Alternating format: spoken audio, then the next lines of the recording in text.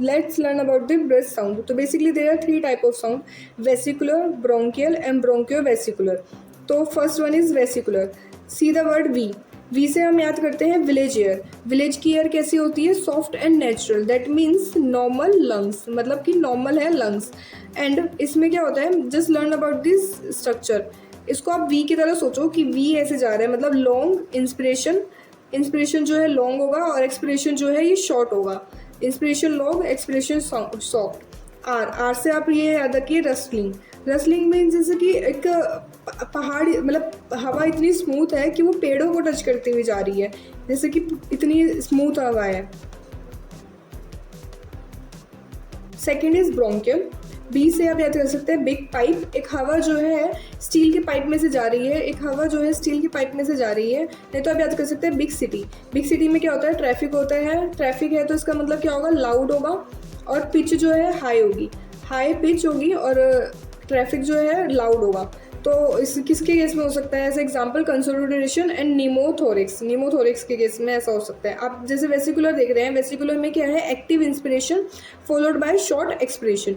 But bronchial के case में क्या होता है कि एक्टिव इंस्पिरेशन होता है बट एक गैप प्रेजेंट होता है, जिसकी वजह से एक्सपिरेशन भी जो होता है एक्टिव होता है. तो इसमें बोथ जो होते हैं एक्टिव होते हैं. इंस्पिरेशन एंड एक्सपिरेशन जो होता है दोनों एक्टिव होते हैं. Bronchovesicular B balance version of inspiration and expiration दोनों इक्वल होता है. कोई भी पोज नहीं है दोनों में, दोनों इक्वल है.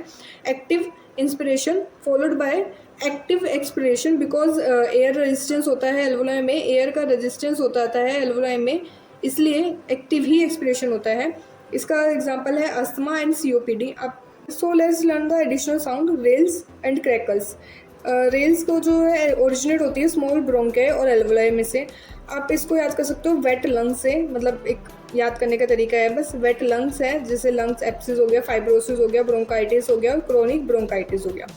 फिर आता है वीज. वीज से आप विस्लिंग खुद बना रहे हो. विस्लिंग म्यूजिकल साउंड है जो अस्थमा में आती है. रोंकाई जो होता है COPD में आती है. स्टार्टर जो होता है कि स्क्रीमिंग साउंड होती है, मतलब कोई चिल्ला रहा है, लाउड साउंड है, loud inspirative sound due to obstruction of the Airways.